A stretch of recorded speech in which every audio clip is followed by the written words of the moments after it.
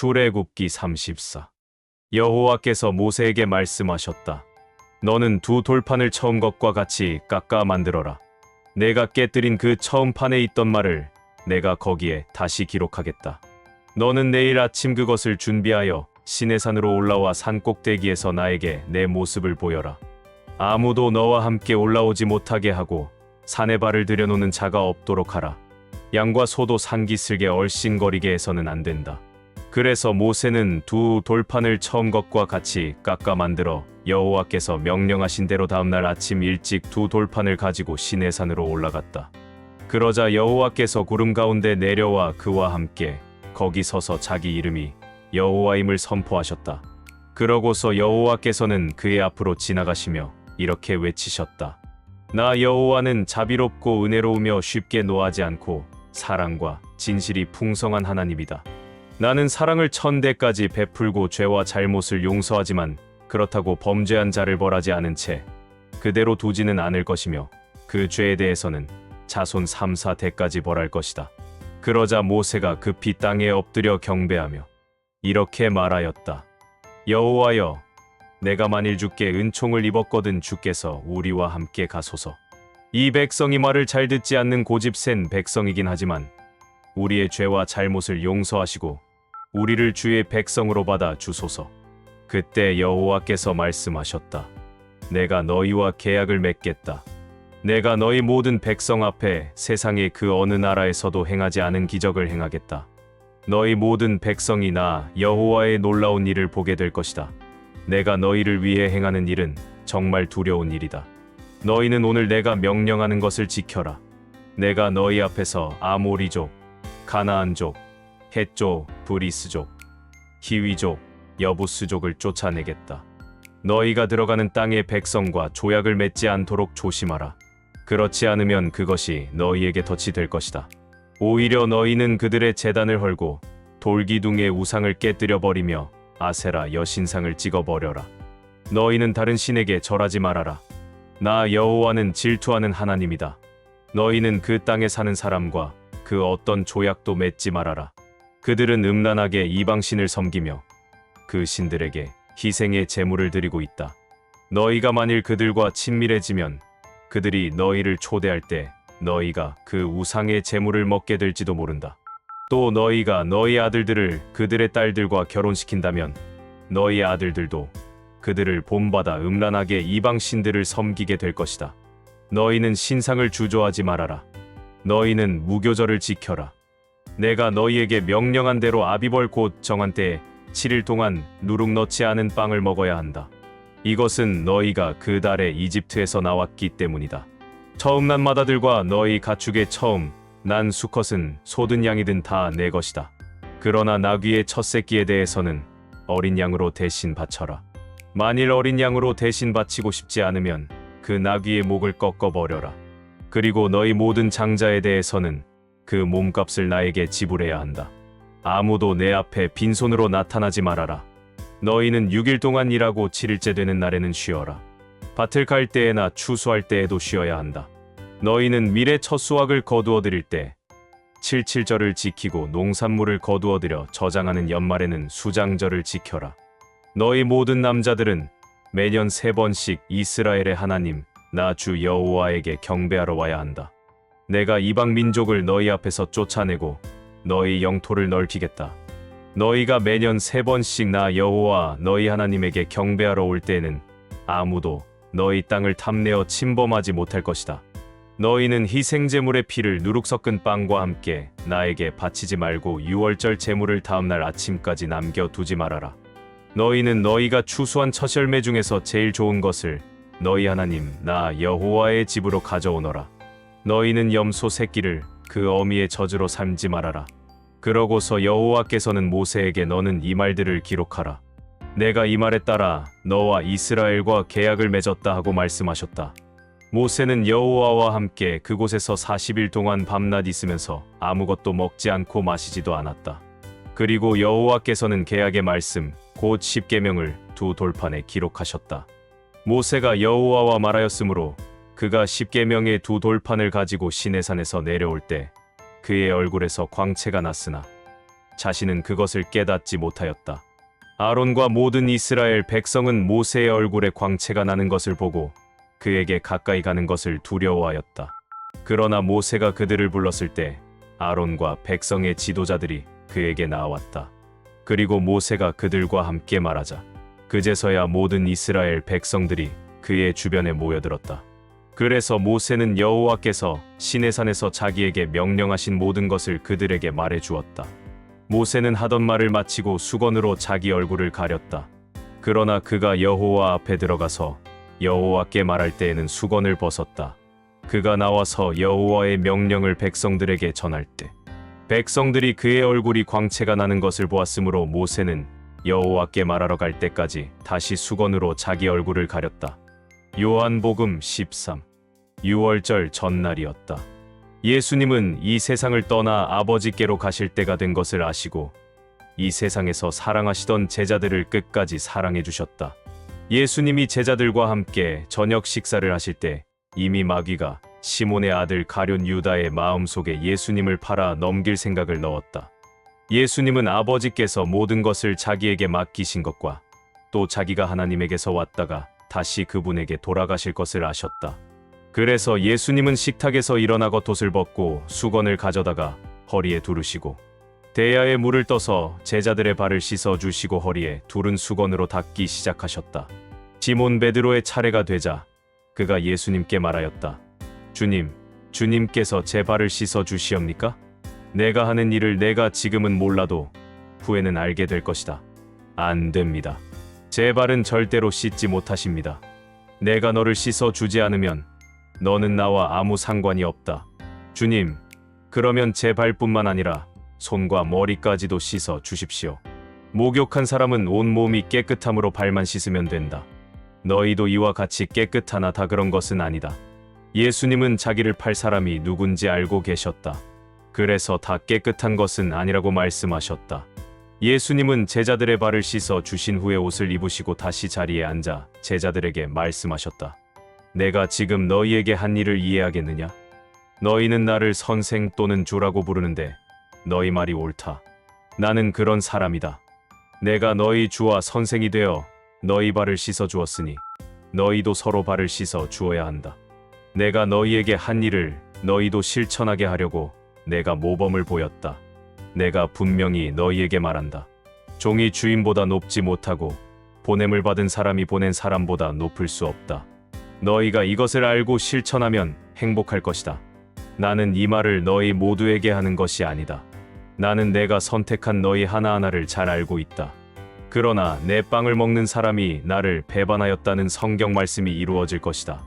내가 이 일을 미리 너희에게 일러주는 것은 그 일이 일어날 때 내가 바로 그 사람이라는 것을 너희가 믿도록 하기 위해서이다.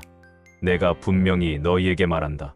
누구든지 내가 보내는 사람을 영접하는 사람은 나를 영접하는 자이며 나를 영접하는 사람은 나를 보내신 분을 영접하는 자이다.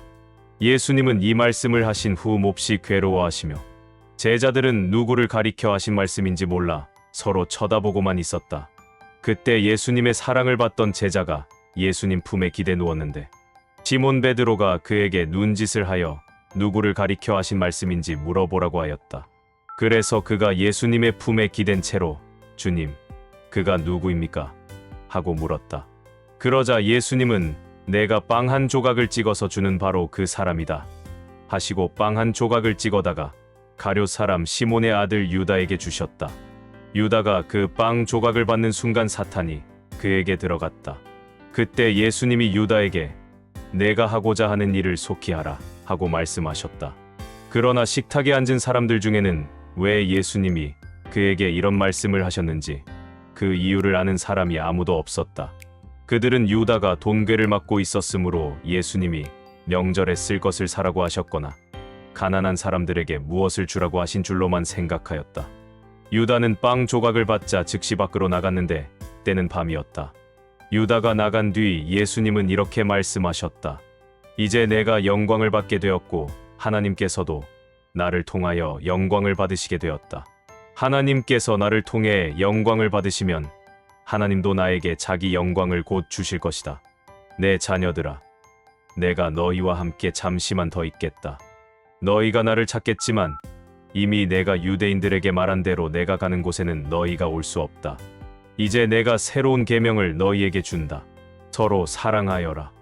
내가 너희를 사랑한 것처럼 너희도 서로 사랑하여라.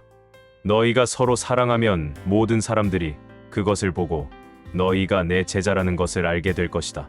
시몬 베드로가 주님, 어디로 가십니까? 하고 묻자 예수님은 내가 가는 곳에 내가 지금은 따라올 수 없으나 후에는 따라올 것이다 하고 대답하셨다. 그때 베드로가 주님, 지금은 왜 따라갈 수 없습니까? 주님을 위해서라면 제 목숨도 버리겠습니다. 하고 큰소리 쳤다. 그래서 예수님이 그에게 말씀하셨다. 내가 정말 나를 위해 내 목숨을 버리겠느냐? 내가 분명히 너에게 말하지만 달 굴기 전에 내가 3번이나 나를 모른다고 말할 것이다. 잠언시. 이것은 솔로몬의 금언이다. 지혜로운 아들은 자기 아버지를 기쁘게 하지만 미련한 아들은 자기 어머니를 슬프게 한다. 부정한 방법으로 얻은 재물은 아무 유익이 없어도 정직은 생명을 구한다. 여호와께서 의로운 자들은 굶주리지 않게 하시지만 악인들의 욕망은 좌절시키신다. 손을 게을리 놀리는 자는 가난하게 되고 손을 부지런히 놀리는 자는 부하게 된다.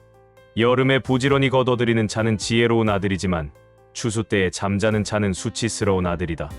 의로운 자의 머리에는 언제나 복이 머물러 있으나 악인의 입에는 독소가 숨어 있다. 의로운 자를 기억하는 것은 복된 일이지만 악인들의 이름은 곧 기억에서 사라질 것이다. 마음이 지혜로운 사람은 좋은 충고를 받아들이지만 어리석게 짓거려대는 자는 패망할 것이다. 정직한 사람은 안전하고 떳떳하지만 부정한 사람은 꼬리가 잡히고 만다. 죄를 눈감아주는 자는 근심거리를 만들고 어리석게 짓거려대는 자는 패망할 것이다. 의로운 사람의 입은 생명의 샘이지만 악인의 입에는 독소가 숨어 있다. 미움은 다툼을 일으켜도 사랑은 모든 허물을 덮어준다. 분별력이 있는 사람의 입술에는 지혜가 있으나 지각 없는 사람의 등에는 채찍이 기다린다. 지혜로운 자는 지식을 간직하지만 미련한 자는 함부로 짓거려 패망하고 만다. 부자의 재물은 그에게 견고한 성과 같고 가난한 사람의 가난은 그에게 파멸이 된다. 의로운 자들의 수입은 선한 일에 쓰이지만 악인들의 소득은 죄를 짓는 데 쓰인다. 훈계를 따르는 사람은 생명의 길을 걸어도 책망을 거절하는 자는 잘못된 길에 빠진다. 증오심을 감추는 사람은 거짓말하는 입술을 가진 자이며 남을 비방하는 사람은 미련한 자이다. 말이 많으면 죄를 짓기 쉬우니 말을 삼가는 사람이 지혜로운 자이다. 의로운 사람의 혀는 수능과 같으나 악인의 생각은 별로 가치가 없다. 의로운 사람의 입술은 많은 사람을 양육하지만 미련한 자는 지각이 없으므로 죽고 만다. 여호와께서 복을 주시기 때문에 사람이 부하게 되는 것이지 노력만 한다고 해서 부자가 되는 것은 아니다. 미련한 자는 악을 행하는 것으로 낙을 삼지만 총명한 사람은 지혜로 낙을 삼는다. 악인에게는 그가 두려워하는 것이 밀어닥치지만 의로운 사람에게는 그가 원하는 것이 이루어진다. 재난이 폭풍처럼 밀어닥치면 악인은 없어져도 의로운 사람은 끄떡도 하지 않는다. 게으른 자는 고용주에게 상한 이빨의 식초 같고 눈의 연기 같아서 대단히 귀찮은 존재이다. 여호와를 두려운 마음으로 섬기면 장수할 것이다. 그러나 악인의 수명은 길지 못할 것이다. 의로운 사람의 희망은 성취될 것이지만 악인의 기대는 무너질 것이다. 여호와는 정직한 사람을 보호하시고 악인들을 멸망시키신다. 의로운 사람은 언제나 안전하여도 악인은 땅에서 살아남지 못할 것이다. 의로운 사람의 입은 지혜를 말하여도 악하고 더러운 혀는 배임을 당할 것이다. 의로운 사람은 유익한 말을 하지만 악인은 악하고 추한 말을 함부로 짓거린다. 에베소서 3. 그래서 나 바울은 그리스도 예수님의 일로 이방인인 여러분을 위해 갇힌 몸이 되었습니다. 여러분을 위해 하나님이 나에게 주신 은혜의 직분에 대해서 여러분은 분명히 들었을 것입니다. 전에 내가 간단히 편지한 것과 같이 하나님은 계시로 나에게 그분의 신비로운 계획을 알려주셨습니다. 여러분이 그것을 읽으면 내가 그리스도의 그 계획을 어떻게 이해하고 있는지 알게 될 것입니다. 지금은 그 계획이 성령님을 통해 그리스도의 거룩한 사도들과 예언자들에게 알려졌으나 전에는 사람들에게 알려지지 않았습니다.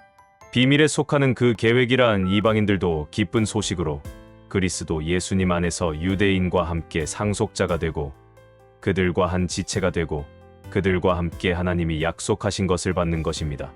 나는 하나님께서 주신 은혜의 선물을 받고 내 속에서 일하시는 하나님의 능력으로 이 기쁜 소식을 전파하는 일꾼이 되었습니다. 하나님께서 모든 성도들 가운데서 가장 보잘것없는 나에게 이 은혜를 주신 것은 그리스도의 풍성하신 기쁜 소식을 이방인들에게 전하게 하시고 또 모든 것을 창조하신 하나님 안에 오래 전부터 숨겨졌던 신비로운 계획이 어떤 것인가를 모든 사람에게 분명히 알리기 위해, 그래서 이제 교회를 통해 하늘의 천사들에게까지 하나님의 여러 가지 지혜를 알리도록 하신 것입니다. 이것은 하나님이 우리 주 그리스도 예수님 안에서 세우신 영원한 계획에 따라 된 것입니다. 우리는 예수님 안에서 그분을 믿는 믿음을 통해 담대함과 확신을 가지고 하나님께 나아갈 수 있게 되었습니다. 그러므로 내가 여러분에게 부탁합니다. 내가 여러분을 위해 고난을 당한다고 해서 실망하지 마십시오. 내가 받는 이 고난이 오히려 여러분에게 영광이 됩니다. 이런 이유 때문에 나는 무릎을 꿇고 하늘과 땅에 있는 대가족의 아버지이신 하나님께 기도드립니다. 은혜가 풍성하신 영광의 아버지께서 성령님을 통해 여러분의 속 사람을 능력으로 강하게 하시고 믿음으로 그리스도께서 여러분의 마음에 계시게 하시기를 기도합니다.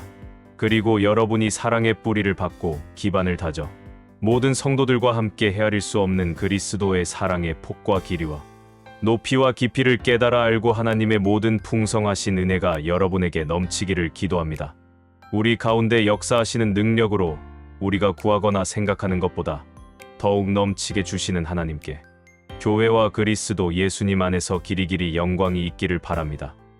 아멘.